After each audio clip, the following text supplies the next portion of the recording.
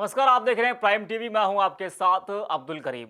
हर रोज आपको हम हर दिन के इतिहास के बारे में बताते हैं, जिससे कि आपकी और हमारी भी जानकारी बढ़ती है।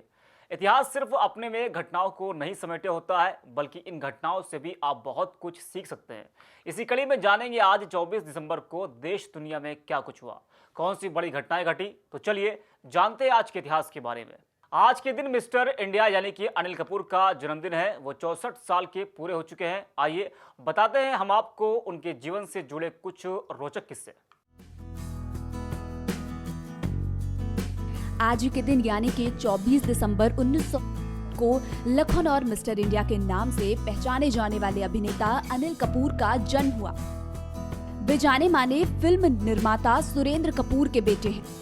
अनिल कपूर भारतीय फिल्म के प्रसिद्ध अभिनेता और निर्माता हैं, जो कि बॉलीवुड और हॉलीवुड फिल्मों में अपने अभिनय का लोहा मनवा चुके हैं। वे अपने समय के सुपरस्टार थे।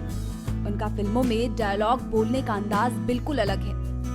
वे लगभग हर शैली की फिल्मों में काम कर चुके हैं और उन्हें काफी सराहना भी मिली है। उन्हें कई पुरस्कार भी मिले हैं, जिनमें सर्वश्रेष्ठ अभिनेता पुरस्कार भी शामिल है। अनिल कपूर ने उमेश मेहरा की फिल्म हमारे तुम्हारे के साथ एक सहायक अभिनेता की भूमिका में अपने बॉलीवुड के सफर की शुरुआत की। हम पांच और शक्ति के रूप में कुछ मामूली भूमिकाओं के बाद उन्हें 1983 में वो 7 दिन में अपनी पहली प्रमुख भूमिका मिली, जिसमें उन्होंने एक स्वाभाविक प्रदर्शन किया।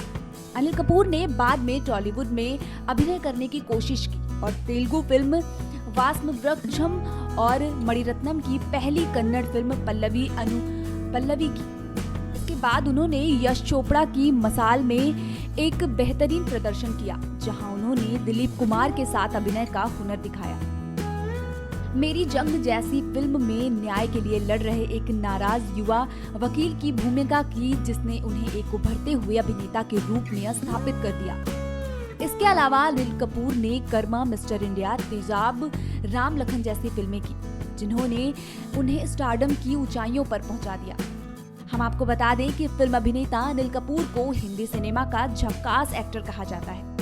24 दिसंबर 1956 को महाराष्ट्र के चैम्बूर में पैदा हुए अनिल कपूर उम्र का एक पड़ाव पार कर चुके हैं। अनिल कपूर के पिता सुरेंद्र कपूर एक फिल्म मेकर थे, पर उस जमाने में सुरेंद्र कपूर की आर्थिक हालत ठीक नहीं थी। इसी कारण अनिल कपूर का परिवार राज कपूर के चैम्बूर वाले गैराज में रहने को मजबूर था। हम आपको एक दिलचस्प बात बताते हैं। अनिल कपूर एक संघर्षशील अभिनेता थे। रोज रोज ऑडिशन के लिए जाया करते थे। उस समय में अनिल कपूर ने एक लड़की की महज झलक भर देखी थी। उस एक झलक में अनिल कपूर अपना दिल हार बैठे। लेकिन जब उस लड़की के बारे में जानकारी जुटाना शुरू की तो पता चला कि वो एक सफल मॉडल है। उस तक पहुंचना तो दूर, उसे मॉडल को दोबारा देखने के लिए मशक्कत करनी पड़ेगी। पर अनिल से रहा नहीं गया। उन्होंने अपने कुछ दोस्तों को दिल का हाल सुनाया, जो उस लड़की के थोड़े बहुत करीब थे। अनिल चाहते थे कि उनके दोस्त उन्हें लड़की से मिलवाएं, लेकिन दोस्त ऐसा नहीं कर पाए। हाँ, दोस्तों ने एक काम किया कि कहीं से उस लड़की का टेलीफोन नंबर अनिल को दे दिया। फिर क्या था, जैसा कई फिल्मों में दिखता है कि अनिल अपनी प्रेमिकाओं को फोन पर लुभाते हुए दिखाई देते हैं। उन्होंने अपनी खुद की निजी जिंदगी में भी वैसा ही किया था। वह उस मॉडल से फोन पर बातचीत शुरू कर दी थी। उन दिनों अनिल कपूर के अजीज दोस्तों में रहे गुलशन ग्रोवर बताते हैं कि अनिल कपूर फोन पर ही अपना सब कुछ हार बैठे थे। लेकिन दुविधा ये कि वह लड़की से मिलने की नहीं सोच रहे थे, क्योंकि सच में उनके पास इतने पैसे नहीं थे कि वह लड़की को डेट पर ले जा सके। इस तरह से ये किस्सा वहीं पर खत्म हो गया। वहीं अनिल कपूर ने वर्ष 1984 में उन्होंने सुनीता कपूर से शादी कर ली। उनके 3 बच्चे हैं। उनकी बेटी सोनम कपूर एक जानी मानी अभिनेत्री हैं। बेटी रिया कपूर प्रोड्यूसर, एक फैशन डिजाइनर है। वहीं बेटा हर्षवर्धन भी अभिनय की दुनिया में अपनी पहचान बना रहा है। अनिल कपूर 3 दशक से फिल्म इंडस्ट्री के संग जुड़े हुए हैं और अभी भी कई सारी फिल्मों में अभिनय कर रहे हैं। अनिल कपूर न केवल एक उम्दा कलाकार हैं, बल्कि के एक प्रोड्यूसर भी हैं और उन्होंने कई फिल्में बना रखी हैं। अनिल कपूर के परिवार का नाता शुरू से ही बॉलीवुड इंडस्ट्री के साथ रहा है, लेकिन इसके बावजूद भी अनिल कपूर को इस इंडस्ट्री में अपना करियर बनाने के लिए काफी स्ट्रगल करना पड़ा था। और आज अपने इसी स्ट्रगल की बदौलत उन्हें भारतीय मूवीज के अलावा इंटरनेशनल मूवीज में भी काम कर रखा है। और इतनी उम्र के बाद भी अनिल कपूर ने अपने आप को काफी अच्छे से मेंटेन कर रखा है और ये अभी भी काफी यंग दिखते हैं। इन्हें देखकर इनकी आयु का पता लगा पाना मुश्किल है, लेकिन कुछ समय पहले ही पता चला था कि अनिल कपूर कंधे के दर्द के चलते जर्मनी इलाज कराने गए हैं। अनिल कपूर ने एक इंटरव्यू के दौरान खुद अपनी इस बीमारी के बारे में बताया। अनिल को सीधे हाथ के कंधे में कैल्सिफिकेशन नाम की बीमारी हो गई है। इसमें कैल्शियम और उनके तत्व का थक्का जम जाता है, जिससे अत्यधिक दर्द भी होता है। अनिल कपूर हमेशा से अपने स्टंट खुद करना पसंद करते हैं, जो काफी रिस्की होता था। धीरे धीरे उनकी परेशानी बढ़ती गई और छोटी सी चोट एक बीमारी का रूप ले लिया। अनिल कपूर अपना इलाज कराने जर्मनी गए थे, तभी से उनका इलाज चल रहा है। वे लगातार चेकअप के लिए भी जाते रहते हैं। अनिल कपूर काफी साधारण जीवन जीना पसंद करते हैं और ये अपना ज्यादातर समय अपने परिवार के साथ बिताते हैं। वहीं उनकी पसंदीदा जगह लंदन है और उन्हें भारतीय खाना बहुत पसंद है।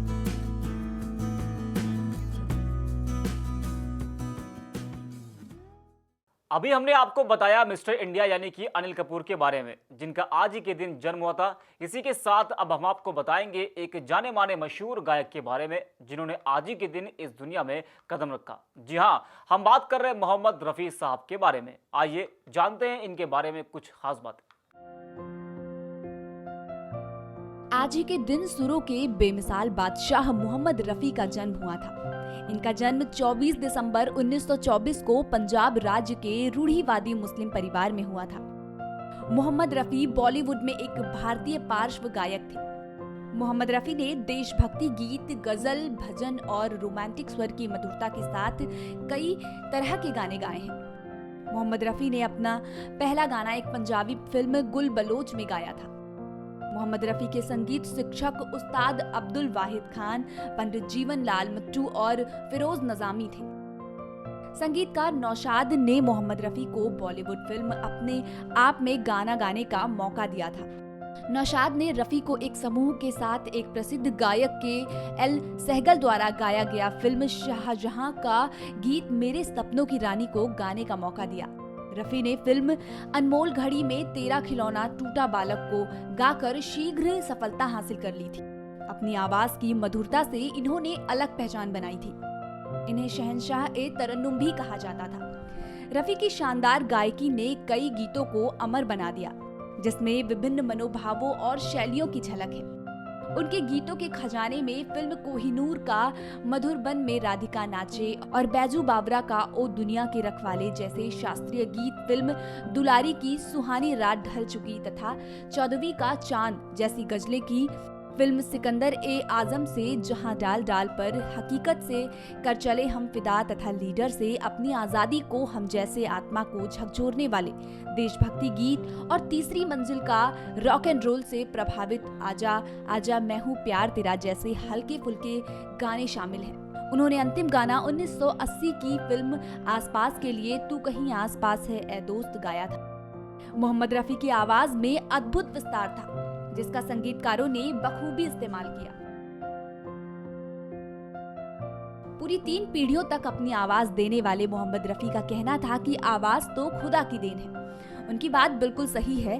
करीब 25 कलाकारों को अपनी आवाज देने वाले मोहम्मद रफी के गीत सुनते ही लोग जान जाते थे कि यह गीत किस पर फिल्माया गया है। फिर चाहे वो गुरुदत्त हो, शम्मी कपूर हो या फिर जॉनी वॉकर हो, इन सभी कलाकारों के लिए उनकी आवाज में एक विशेष तरह की हरकत होती थी, जो उन्हें उस कलाकार से जोड़ देती थी। इसे मिमिक्री तो कतई नहीं कहा जा सकता। यह तो उनकी स्वाभाविकता थी, जो हर तरह के कलाकार के लिए अपनी आवाज को ढाल लेते थे। मोहम्मद रफी बड़े ही उदार हृदय वाले व्यक्ति थे। कोई भी उनके पास से खाली हाथ नहीं जाता था। अपने शुरुआती दिनों में संगीतकार जोड़ी लक्ष्मीकांत प्यारेलाल के लिए उन्होंने सिर्फ मेहनत का पैसा लिया ताकि यह जोड़ी फिल्मी दुनिया में जम सके। बता दें कि भारत सरकार ने रफी को 1965 में पद्मश्री से सम्मानित किया था। रफी साहब 23 बार फिल्म फेयर पुरस्कारों से नामित हुए, जिसमें 6 बार उन्हें यह पुरस्कार मिला। सुरों का ये बेमिसाल बादशाह आज हमारे बीच नहीं है। जी हाँ, मोहम्मद रफी का निधन 31 जुलाई 1980 को हार्ट अटैक आने से हुआ था और यही वह तारीख भी है जब रफी ने अपना आखिरी गाना रिकॉर्ड किया था। जी हाँ, मृत्यु से बस कुछ घंटे पहले ही रफी एक गाने की रिकॉर्डिंग करके आए। यह गाना था फिल्म आसपास का, शाम फिर क्यों उदास है दोस्त, तू कहीं आसपास है दोस्त। इस गाने के बाद मोहम्मद रफी ने कभी गाना नहीं गाया।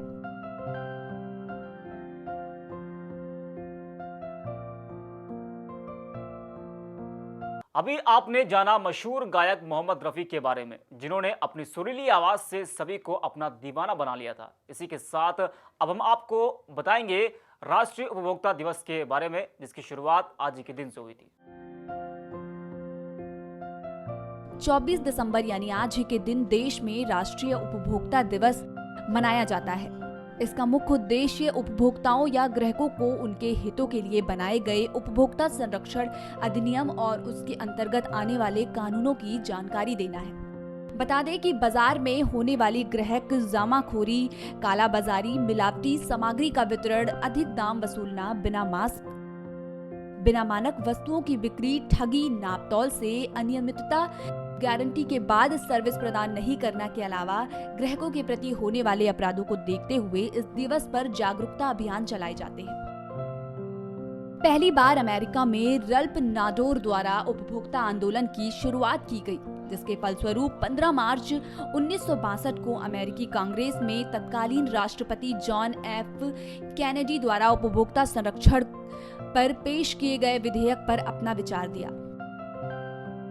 इस विधेयक में 4 विशेष प्रावधान थे, जिसमें उपभोक्ता सुरक्षा के अधिकार, सूचना प्राप्त करने के अधिकार, उपभोक्ता को चुनाव करने का अधिकार और सुनवाई का अधिकार शामिल था। बाद में इसमें 4 और अधिकारों को जोड़ दिया गया। अमेरिका के बाद भारत में उपभोक्ता आंदोलन की शुरुआत 1966 में मुंबई से हुई थी। 1974 में पुणे में ग्राहक पंचायत की स्थापना के बाद अनेक राज्यों में उपभोक्ता कल्याण हेतु संस्थाओं का गठन किया गया।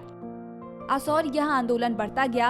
9 दिसंबर 1986 को तत्कालीन प्रधानमंत्री राजीव गांधी की पहल पर उपभोक्ता संरक्षण विधेयक पारित किया गया और राष्ट्रपति के हस्ताक्षर के बाद देश भर में लागू हुआ। इसके बाद 24 दिसंबर को भारत में राष्ट्रीय उपभोक्ता संरक्षण दिवस मनाने का निर्णय लिया गया। हम आपको बता दें कि 24 दिसंबर को यह दिवस इसलिए मनाया जाता है क्योंकि भारत में राष्ट्रपति ने इसी दिन इस अधिनियम को हस्ताक्षर करके पास किया था। दरअसल हम किसी न किसी रूप में निश्चित रूप से उपभोक्ता हैं, लेकिन देश में उपभोक्ताओं के संबंध में, उनके अधिकारों के संबंध में कोई कानून नहीं था, जिससे परेशानियों का सामना करना पड़ता था।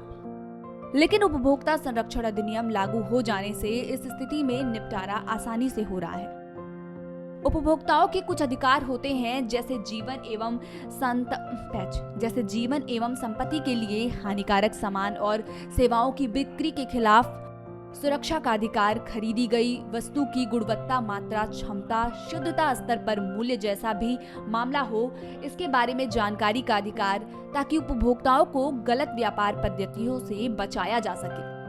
जहां तक संभव हो उचित मूल्यों पर विभिन्न प्रकार के सामान तथा सेवाओं तक पहुंचकर आश्वासन, उपभोक्ताओं के हितों पर विचार करने के लिए बनाए गए विभिन्न मंचों पर प्रतिनिधित्व का अधिकार, अनुचित व्यापार पद्धतियों या उपभोक्ताओं के शोषण के विरुद्ध निपटान का अधिकार, सूचना संपन्न उपभोक्ता बनने के लिए ज्ञान और कौशल प्राप्त करने का अधिकार, अपने अधिकार के लिए आवाज उठाने का अधिकार। ये कुछ अधिकार हैं जो सभी उपभोक्ताओं को पता होने चाहिए।